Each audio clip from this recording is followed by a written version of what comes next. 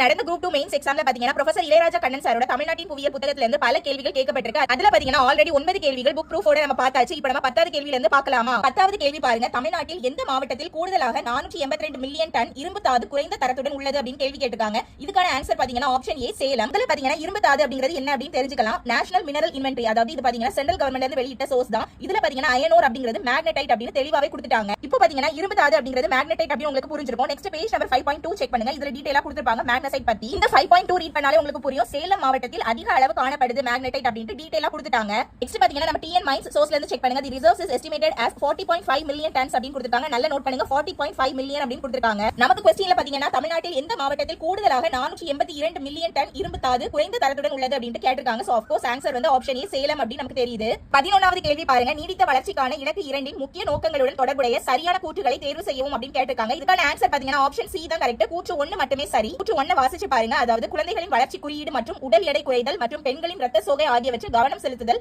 அனைத்து வகையான ஊட்டச்சத்து குறைபாட்டையும் நீக்குதல் அப்படி டீடைலா கொடுத்திருக்காங்க. புக்ல பாத்தீங்கன்னா பேஜ் நம்பர் 9.85 செக் பண்ணுங்க. இதுல பாத்தீங்கன்னா இலக்கு 2 பசியை ஒழித்தல் அப்படிங்கிற டாபிக்கு கீழ பாத்தீங்கன்னா டீடைலா கொடுத்துட்டாங்க. முக்கியமா பாத்தீங்கன்னா உலக பட்டினி குறியீடு 2024ல தான் கடைசியா எடுத்துக்காங்க. சோ அது வரைக்கும் பாத்தீங்கன்னா டீடைலா எக்ஸ்பிளைன் பண்ணிருக்காங்க. 12வது நேரடி கேள்வி பாருங்க, ரொம்ப சிம்பிளான கேள்வி. அதாவது தொடர்புடைய ஆபத்து வகையினை சரியான காரணத்துடன் பொறுத்துக அப்படின்னு கொடுத்திருக்காங்க. இதுக்கான ஆன்சர் பாத்தீங்கன்னா நம்ம புக்ல டிசாஸ்டர் மேனேஜ்மெண்ட் அப்படிங்கிற டாபிக் கீழ வருது. இந்த क्वेश्चनக்கான ஆன்சர் பாத்தீங்கன்னா ஆப்ஷன் ஏ. ரொம்ப ஈஸியாவே நம்ம இத மேட்ச் பண்ணிடலாம். இயற்கை ஆபத்து அப்படிங்கிறது சுனாமி அப்படிங்கிறது நமக்கு தெரியும். நெக்ஸ்ட் சமூக அபாயம் அப்படிங்கிறது போர் தெரிஞ்சதுதான். நெக்ஸ்ட் பாத்தீங்கன்னா உயிரியல் அபாயம் அப்படிங்கிறது பறவை காய்ச்சல் அப்படிங்கிறது நமக்கு தெரியும். நெக்ஸ்ட் தொழில்நுட்ப அபாயம் அப்படிங்கிறது பாத்தீங்கன்னா எண்ணெய் கசிவு. சோ இதுமே பாத்தீங்கன்னா நம்ம புக்ல டிசாஸ்டர் மேனேஜ்மெண்ட் டாபிக் கீழ வந்தது. 13வது கேள்வி பார்த்தலாமா? பின்வரும் மண் வகைகளை அதன் பண்புகளுடன் பொறுத்துக அப்படின்னு கொடுத்திருக்காங்க. சோ இதுவும் பாத்தீங்கன்னா நம்ம புக்ல இருந்தா கேட்டிருக்காங்க. பேஜ் நம்பர் 2.38ல இருந்தா வந்திருக்கு. அதாவது 2.30ல இருந்து நீங்க படிச்சிட்டு வந்தீங்கனாலே உங்களுக்கு வந்து இந்த क्वेश्चन வந்து ஆன்சர் பண்ணிடலாம். அந்த அளவுக்கு டீடைலா மண் பத்தி கொடுத்திருக்காங்க. இந்த क्वेश्चनக்கான ஆன்சரும் பாத்தீங்கன்னா ஆப்ஷன் ஏ தான். மேட்ச் பண்ணி பார்த்தலாமா? ஏ பாருங்க, உவர்மண் கொடுத்திருக்காங்க. உவர்மண் அப்படிங்கிறது மலட்டு தன்மை அப்படிங்கறத ஆன்சர். நான் பேஜ் நம்பர் 2.38ல உவர்மண் அப்படிங்கிற டாபிக் நீங்க வாசிக்கும் போது தெரியும். அதாவது சுனாமிக்கு பிறகு தமிழ்நாட்டின் கிழக்கு கரை பகுதிகளில் அதிக அளவு இம்மண் படிந்துள்ளது. இப்பகுதிகளில் விவசாயம் செய்ய இயலாத நிலை உருவாகி உள்ளதுன்னு கொடுத்திருக்காங்க.